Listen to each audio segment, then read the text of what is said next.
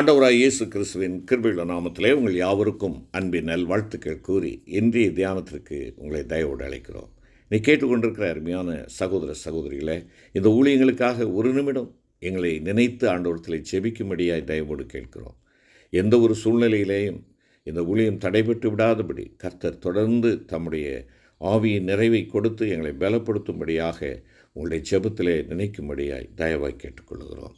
அருமையானவர்களே, இந்த நாளின் தியான பகுதியாக நாம் எடுத்துக்கொண்டிருக்கிற வேத பகுதி உன்னத பாட்டின் புஸ்தகம் 5ஆம் அதிகாரம் 8 முதல் 16 வசனங்கள். உன்னத பாட்டு 5, 8 முதல் 16. தியான வசனம் 5ஆம் அதிகாரம் 9ஆம் வசனம். 5ஆம் அதிகாரம் 9ஆம் வசனம். ஸ்திரீகளுக்குள் ரூபவதியே, மற்ற நேசரை பார்க்கிலும் உன் நேசர் எதினால் விசேஷித்தவர்? நீ இப்படி எங்களை ஆணையிட மற்ற நேசரை பார்க்கிலும் உன் நேசர் எதினால் விசேஷித்தவர். இந்த வசனத்தில் 2 முறை இந்த வார்த்தை வருகிறது. உன் நேசர் எதினால் விசேஷித்தவர், உன் நேசர் எதினால் விசேஷித்தவர். தன்னுடைய நேசர் மேல் சார்ந்து கொண்டு வனாந்தரத்திலிருந்து வருகிற அந்த மணவாட்டியை குறித்து கடந்த நாளிலே நாம் தியானித்தோம். வனாந்தர பாதையிலே சார்ந்திருக்க வேண்டிய ஒரே நேசர் ஆண்டவராய் இயேசு கிறிஸ்து என்பதை நாம் தியானித்தோம். ஆம், எனக்கு அன்பான கர்த்தருடைய பிள்ளைகளே, ஏன் அவரில் சார்ந்திருக்க வேண்டும்? இதைத்தான் இந்த மணவாட்டியினுடைய தோழிகள் கேட்கிறார்கள் அவளை பார்த்து. உன் நேசர் எதனால் விசேஷித்தவர்? அவரில் சார்ந்து வர வேண்டும் என்று கூறுகிறாயே, நீ அவரில் சார்ந்திருப்பதாக நீ அறிக்கை செய்கிறாயே, நீ உன் நேசருக்கு சொந்தமானவள் என்று சொல்லி நீ வாயாலே அறிக்கை செய்கிறாளே, உன் நேசர் எதனாலே விசேஷித்தவர்? தன் ஆத்தும நேசர் மேல் சார்ந்து கொண்டு வனாந்தரத்தில் வழிநடந்து வந்த சூலமத்தியை நோக்கி அவளுடைய தோழிகள் கேட்ட கேள்விதான் இது. உன் நேசர் எதனால் விசேஷித்தவர்? உடனே அவள் பதில் சொல்லுகிறாள், என் நேசர் வெண்மையும் சிவப்புமானவர், 10,000 பேர்களில் சிறந்தவர் என்பதே அவர்களுக்கு கொடுத்த பதிலாயிருந்தது. 5ஆம் அதிகாரம் 9 மற்றும் 10வது வசனத்திலே பார்க்கிறோம். என் நேசர் வெண்மையும் சிவப்புமானவர், 10,000 பேர்களில் சிறந்தவர்.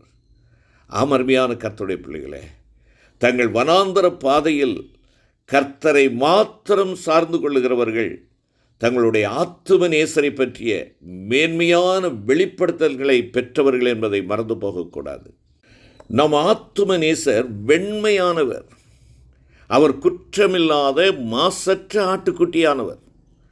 பரிசுத்தரும் குற்றமற்றவரும் மாசில்லாதவரும் பாவிகளுக்கு விலையினோருமானவர் என்பதை 1 பேதுரு 1ஆம் அதிகாரம் 19ஆம் வசனம், எபிரேயர் 7ஆம் அதிகாரம் 26ஆம் வசனங்கள் நமக்கு கோடிட்டு காட்டுகின்றன. பிரியமான கர்த்தருடைய பிள்ளை, உன் நேசர் பரிசுத்தமானவர், குற்றமற்றவர்.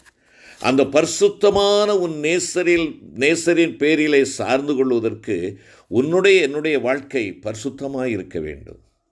பரிசுத்தமில்லாமல் ஒருவனும் தேவனை தரிசிக்க முடியாதே. நீ அவருடைய தோளிலே சாய்ந்து கொண்டு வருகிறவளாக, இந்த நேசர் மேல் சார்ந்து கொண்டு வனாந்தரத்தில் வருகிற அந்த அனுபவத்தை நீ பெற்றுக்கொள்ள வேண்டும் என்றால் உனக்கு உன் நேசர் வெண்மையானவராக இருக்க வேண்டும். உனக்கு உன் நேசர் வெண்மையானவர், பரிசுத்தமானவராக இருக்க வேண்டும். அவர் பரிசுத்தர், குற்றமற்றவர். ஆனால் அவரில் சார்ந்து கொள்ளுகிற நீயும் நானும் எப்படிப்பட்டவர்களாக இருக்கிறோம்? அவருடைய பரிசுத்தத்தை நான் பெற்றிருக்கிறோமா? உங்களை அழைத்தவர் பரிசுத்தர், ஆகினால் நீங்களும் பரிசுத்தராக இருங்கள் என்று சொல்லி 1 பேதுரு 1ஆம் அதிகாரம் 15, 16 வசனங்களிலே வாசிக்கிறோமே. கேட்டுக்கொண்டிருக்கிறேன் அருமையான சகோதரா சகோதரி, அன்பு தம்பி தங்கச்சி, சற்று நம்முடைய வாழ்க்கையை யோசித்து பார்ப்போமா? நான் செல்லும் பாதை தூய்மையான பாதையா? என் ஆண்டவர் விரும்புகிற பாதையிலே நான் செல்லுகிறேனா? என் ஆண்டவருக்கு உகந்த பாதையிலே நான் செல்லுகிறேனா? நான் போகிற பாதை என் ஆண்டவருக்கு பிரியமாக இருக்கிறதா? நான் பார்க்கிற பார்வைகள் என் ஆண்டவருக்கு பிரியமாக இருக்கிறதா? நான் கேட்கிற வார்த்தைகள் என் ஆண்டவருக்கு பிரியமாக இருக்கிறதா? என்னுடைய கண்கள், என்னுடைய ஐம்புலன்களும் என் ஆண்டவருக்கு பரிசுத்தமாய் ஒப்புக் கொடுக்கப்பட்டிருக்கிறதா? என் சரீரத்தை ஆண்டவருக்கு ஜீவ பலியாக நான் ஒப்புக் கொடுத்திருக்கிறேனா? அவர் தன்னை பலியாக கொடுத்து உன்னை மீட்டு கொண்டார். நீ அந்த மீட்பை உனக்கு சொந்தமாக்கி கொள்ளவில்லை என்றால் நீ இன்னும் அடிமைத்தனத்திலே இருக்கிறாய், பொல்லாத பாவ பழக்க வழக்கங்களிலே இருக்கிறாய் என்பதுதான் அதனுடைய பொருள். அருமையான கர்த்தருடைய பிள்ளையே, நேசர் மேல் சார்ந்து வருகிற மணவாட்டி பரிசுத்தமுள்ளவளாய் இருக்க வேண்டும். ஏனென்றால் அவள் சார்ந்திருக்கிறவர் பரிசுத்தர். அவர் வெண்மையானவர். அவர் வெண்மையானவர். ஆம், உன் தேவன் விரும்புகிற பரிசுத்தம் உன்னிலே காணப்பட வேண்டும். எனக்கு பரிசுத்த ஜாதியாய் இருப்பார்கள், என்னுடைய பரிசுத்த ஜனமாய் இருப்பார்கள். அவர்கள் என்னுடைய பரிசுத்த ஜனமாக, பரிசுத்த ஜாதியாக இருக்கும்படியாக, ராஜரீக ஆசாரிய கூட்டமாக இருக்கும்படியாக அந்தகாரத்திலிருந்து ஆச்சரியமான ஒளியினிடத்திற்கு நான் அவர்களை வரவழைத்தேன் என்று ஆண்டவர் சொல்லுகிறாரே. இன்னும் இருளிலும் மருளிலும் காணப்படுகிறோமா? இன்னும் அசுத்தத்திலும் தேவனுக்கு பிரியமில்லாத காரியங்களிலே நாம் காணப்படுகிறவர்களாக இருக்கிறோமா? சற்று யோசித்துப்பார். அவள் சொல்லுகிறாள், என் நேசர் வெண்மையானவர், அவர் பரிசுத்தர், அவருடைய பரிசுத்தத்தை நான் தாங்கிக் கொண்டிருக்கிறேன். ஆகையினாலே அந்த பரிசுத்த நேசர் மீது நான் சார்ந்து இந்த வனாந்தர பாதையிலே நடந்து கொண்டிருக்கிறேன். வனாந்தரத்திலே பலவிதமான பொல்லாத விஷச்சந்துக்கள் உண்டு, விஷப்பூச்சிகள் உண்டு, தேள்களும் பாம்புகளும் நிறைந்த ஒரு இடம். அப்படிப்பட்ட அவைகளிலிருந்து விடுவிக்கப்படும்படியாக அவர் மேல் நான் சார்ந்து கொண்டு வருகிறேன். என்னை விழுங்க பார்க்கும் சாத்தான் அந்த நச்சு பூச்சிகளைப் போல சுற்றி கொண்டு அலைகிறான். என்னை தீண்டுவதற்கு அலைந்து கொண்டிருக்கிறான். அதிலிருந்து நான் விடுவிக்கப்படும்படியாக என் நேசர், வெண்மையான என் நேசர், அவர் எனக்கு மீட்பை கொடுத்திருக்கிறார். அந்த மீட்கப்பட்ட அனுபவத்தோடு அவர்களே சார்ந்து செல்லுகிறேன் என்று சொல்லி நீ சொல்ல முடியுமா? இங்கே நம் நேசர் சிவப்பானவர் என்றும் கூறுகிறார். நம் நேசர் சிவப்பானவர். அவருடைய சிலுவை மரணத்திற்கு முன்பாகவே அவர் கெத்செமனே தோட்டத்தில் ஜெபித்து கொண்டிருந்த போதே அவருடைய வேர்வை இரத்தத்தின் பெருந்துளிகளாய் தரையிலே விழுந்தது. அதைத் தொடர்ந்து அவர் மனுக்குலத்தின் பாவத்திற்காக வாரினால் அடிக்கப்பட்டார். அவருடைய முதுகு உளப்பட்ட நிலம் போலாயிற்று. அந்த முதுகில் கரடுமுரடான பாரமான சிலுவையை சுமந்தவராய் அவர் கொல்கொதா மேட்டின் மேல் ஏறி சென்றார். அங்கே அவருடைய கைகளும் கால்களும் சிலுவையில் ஆணிகளால் அறையப்பட்டன. அவர் தம் கடைசி சொட்டு இரத்தத்தையும் சிந்தி கல்வாரியில் மரித்தார். இவ்விதமாக நம் நேசர் அடைந்த பாடுகளின் மூலம் அவர் சிவப்பானவராக காட்சியளிக்கிறார். தன் நேசர் இயேசுவின் பரிசுத்தத்தையும் பாடுகளையும் பற்றிய வெளிப்படுத்தலை பெற்ற மணவாட்டி எவ்விதம் அவரை நேசிக்காமல் அவர் மேல் சார்ந்து கொள்ளாமல் இருக்க முடியும்? அவர் முற்றிலும் அழகுள்ளவர். இவரே என் நேசர், இவரே என் சிநேகிதர். உன்னதப்பாட்டு 5:16 சொல்லுகிறார், இவரே என் நேசர். எருசலேமின் குமாரத்திகளே, இவரே என் சிநேகிதர். ஏன்? அவர் பரிசுத்தமுடையவர். என்னை பரிசுத்தத்திற்கு நேராக வழிநடத்தும்படியாய் இரத்தம் சிந்தி என்னை மீட்டுக்கொண்டவர். நீ நான் மணவாட்டி திருச்சபை. இந்த தைரியமாக சொல்ல முடியுமா? இப்படியாக இந்த உலகத்தை வனாந்தரமாக கண்டு நம் ஆத்துமநேசர் இயேசு கிறிஸ்துவின் பரிசுத்தத்தையும் பாடுகளையும் பற்றிய வெளிப்படுத்தலை பெற்று அவர் மேலேயே சார்ந்து கொண்டு பரம கானானை நோக்கி பிரயாணம் செய்கிற நாம், நம்முடைய ஆத்துமநேசரின் உள்ள துடிப்பை, உள்ள கிடக்கையை நன்றாக அறிந்தவர்களாய், அவருடைய இருதயத்திற்கும் மனதிற்கும் ஏற்றவர்களாய் இருக்க நம்மை அர்ப்பணிக்க வேண்டும். தம்முடைய உள்ளத்திற்கும் தம்முடைய சித்தத்துக்கும் ஏற்றபடி செய்யத்தக்கவர்களாகவே அவருடைய கண்கள் நம்மை காணும். கற்பத்திலிருந்து வெளிப்பட்ட போதே உமது சார்பில் விழுந்தேன், நீரே என் நம்பிக்கை என்பதாக சங்கீதக்காரன் குறிப்பிடுகிறார்.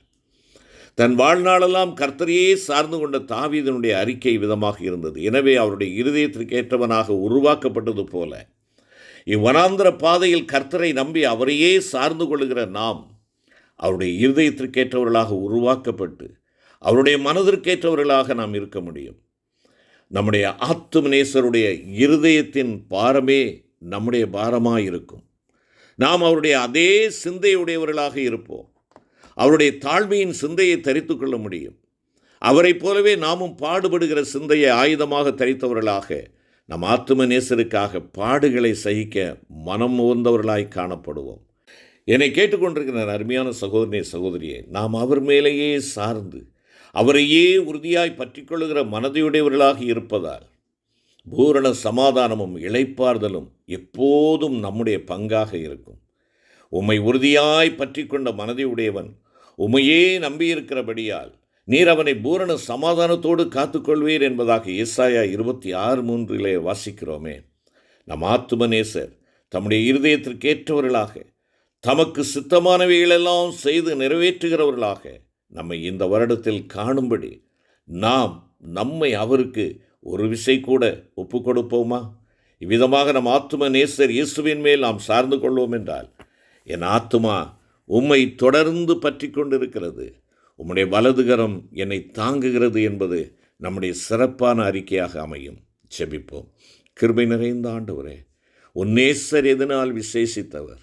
இந்த உலகம் இன்று எங்களை பார்த்து கேட்கிறது சுவாமி, உன் ஆண்டவர் எதனாலே சிறந்தவர்? ஆண்டவரே, எங்களுடைய கோபுரத்தின் அழகினாலே, திருச்சபையின் அழகினாலே, அசன பண்டிகைகளினாலே அல்ல ஆண்டவரே. நாங்கள் என் நேசர் வெண்மையானவர், அவர் பரிசுத்தமானவர். பரிசுத்தர் தேவன் எங்களை பரிசுத்தமாக்கும்படியாக அவர் சிவப்பானார், அவர் இரத்தம் சிந்தி எங்களை மீட்டுக்கொண்டார். நாங்கள் அதனாலே அவர் மேல் சார்ந்து வருகிறோம், அவரை சார்ந்து இந்த வனாந்தர பாதையை கடக்கிறோம் என்று சொல்லி நல்லறிக்கை செய்கிறவர்களாய் காணப்பட எனக்கும் எங்களுக்கும் கிருபை தாரும். மீட்பர் இயேசு கிறிஸ்துவின் மூலம் வேண்டிக் கொள்கிறோம் நல்ல பிதாவே, ஆமென்.